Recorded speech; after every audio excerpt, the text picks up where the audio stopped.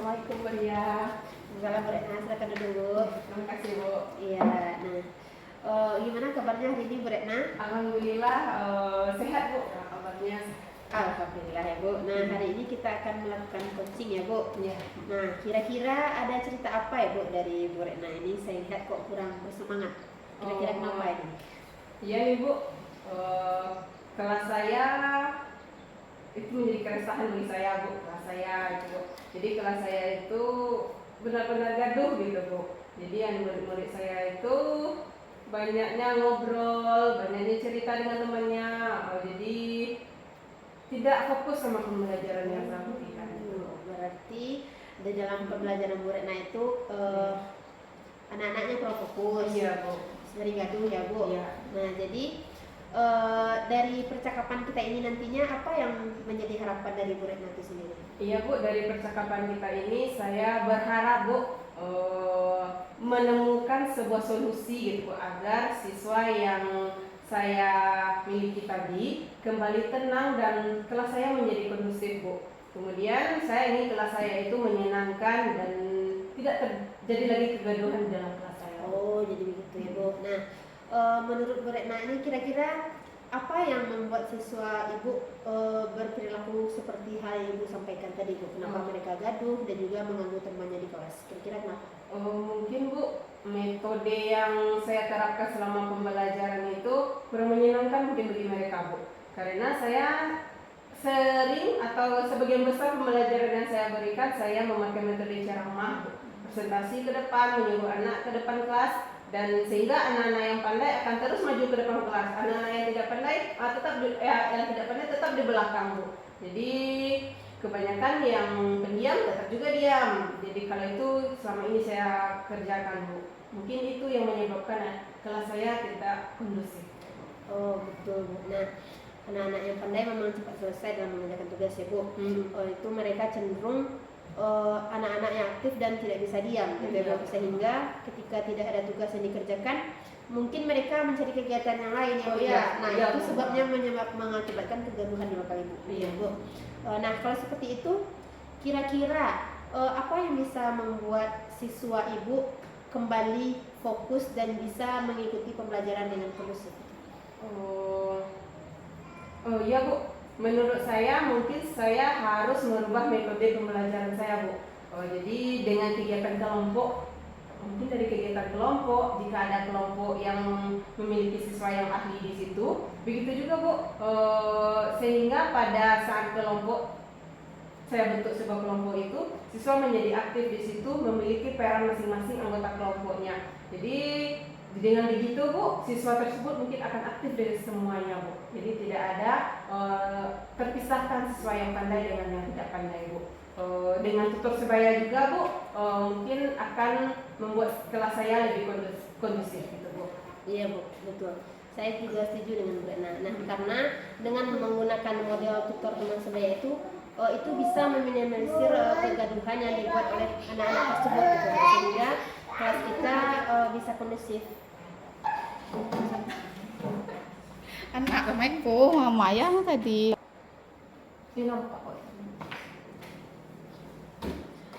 Iya Bu, kalau itu saya sangat setuju dengan Bu Retna, karena dengan menggunakan model tutor teman sebaya itu bisa meminimalisir kegaduhan yang dibuat oleh anak tersebut ya Bu, sehingga kelas bisa kondusif. Begitu ya Bu? Iya Bu.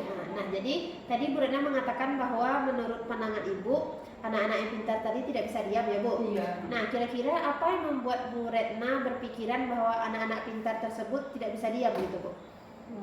Iya Bu, karena saya membuat asesmen dari kelas saya bahwa anak-anak di kelas saya ini banyak anak yang kinestetik gitu Bu.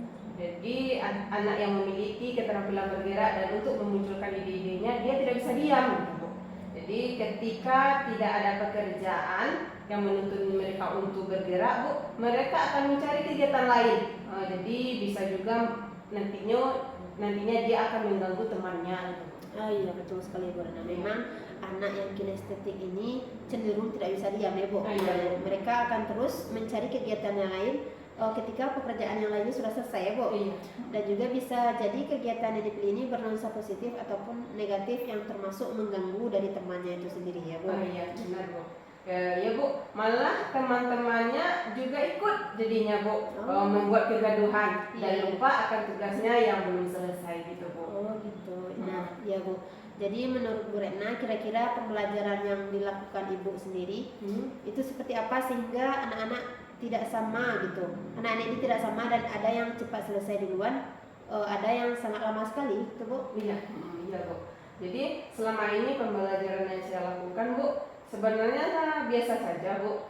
Saya menjelaskan materi, kemudian saya mengajak diskusi, saya juga memberikan kesempatan anak untuk maju presentasi. Mungkin karena sering maju presentasi, selalu saya tunjuk anak-anak yang pandai saja Bu. Jadi anak-anak yang pandai semakin pandai dan kurang pandai menjadi takut untuk maju ke depan presentasi Bu. Di samping itu, saya juga memberikan soal yang sama Bu, ya, dan yang saya berikan itu standar dengan KKO-nya level tengah Bu. Jadi anak yang pintar cepat selesai dan anak yang kurang pintar lama selesai. Oh begitu ya Bu. Iya. Nah memang betul tuh Bu, kegiatan Bu Retna itu seperti diskusi dan juga presentasi itu sebenarnya sudah baik ya Bu. Namun masih kurang efektif karena yang tampil ke depan itu hanya anak yang pandai saja ya Bu. Iya. Nah kemudian ketika membuat tugas, KKO yang Bu tampilkan di level tengah dan kurang berdiferensiasi dalam levelnya ya Bu. Iya.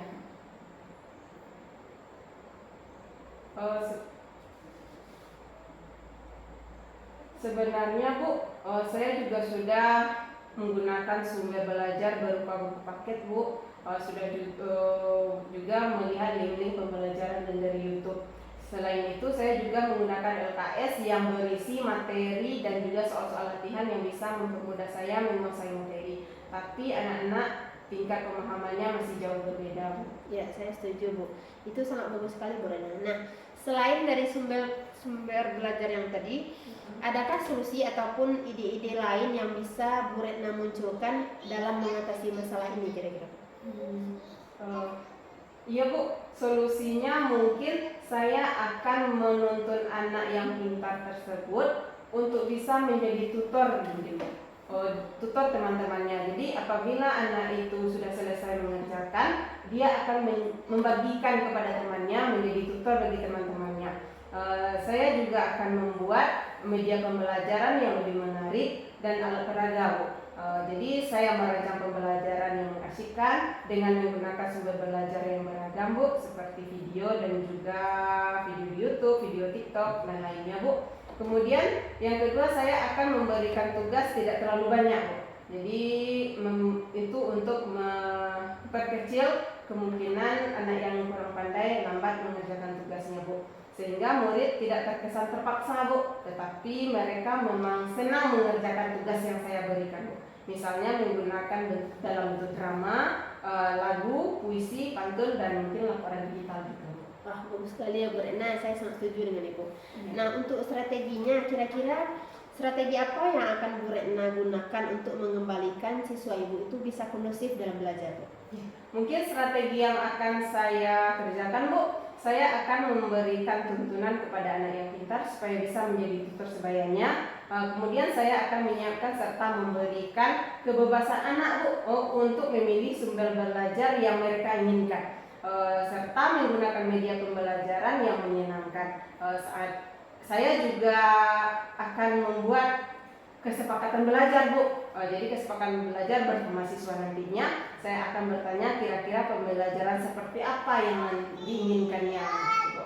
Bagus sekali Bu, saya sangat setuju dengan Ibu dan memang betul ya Bu, pembelajaran itu harus berpihak kepada siswa sehingga pembelajaran itu juga bisa sebisa mungkin menyenangkan bagi siswanya gitu. Nah kira-kira kapan strategi Ibu ini akan Ibu laksanakan?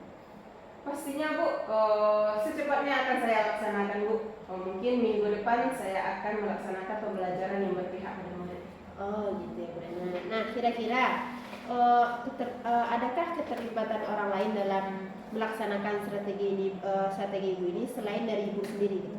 Oh pasti Bu, pasti saya akan mengajak orang lain untuk terlibat. Saya akan meminta bantuan teman saya Bu yang ahli dalam membuat media pembelajaran yang menarik. Saya akan berkolaborasi Bu dengan rekan-rekan sejawat saya, rekan-rekan guru terkait dengan teknik-teknik penguasaan kelas kelas, apalagi murid-murid saya ini sangat beragam. Iya betul, baik sekali Bu Retna.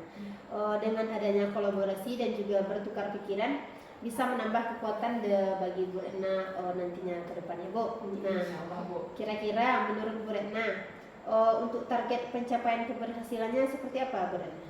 Pencapaian keberhasilannya Bu, yang saya katakan kalau 80% sampai 90% siswa bisa kondusif Bu, dan berhasil Bu menyelesaikan tugas, maka bisa dikatakan pembelajaran saya berhasil dengan strategi baru itu. Bagus sekali ya Bu Retna, mudah-mudahan berhasil Bu.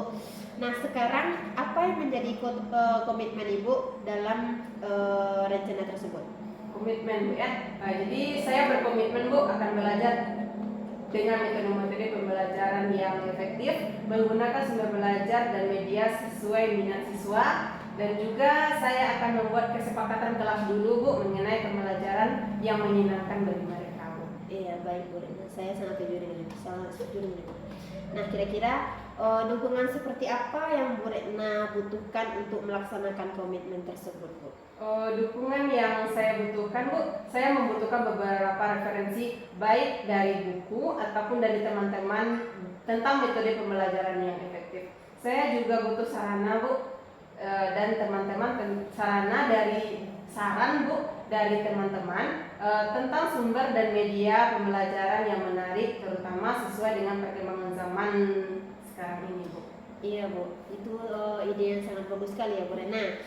Terima kasih Bu Retna, secara tidak kita sadari Bu Retna sudah mendapatkan solusi dari permasalahan yang Ibu hadapi sekarang ya Bu. Alhamdulillah Bu. Saya mendoakan mudah-mudahan rencana aksi Bu Retna kedepannya bisa berhasil dengan hasil yang baik dan tercapai dengan sesuai dengan harapan. Insyaallah. 1 minggu lagi saya tunggu hasil dari rencana aksi Ibu ya Bu. Semoga sukses. Iya, ya baik Bu. Terima kasih sudah membantu saya melakukan coaching sehingga saya mendapatkan solusi untuk mengatasi permasalahan saya ini Bu. Iya, terima kasih kembali Bu Retna. Saya kira cukup untuk coaching hari ini ya Bu. Selanjutnya saya kembali kepada Bu Yuliza selaku observer. Iya Bu, terima kasih telah meluangkan waktu. Iya, sama-sama. Izin kembali dulu ya Bu. Iya Bu Retna, silakan.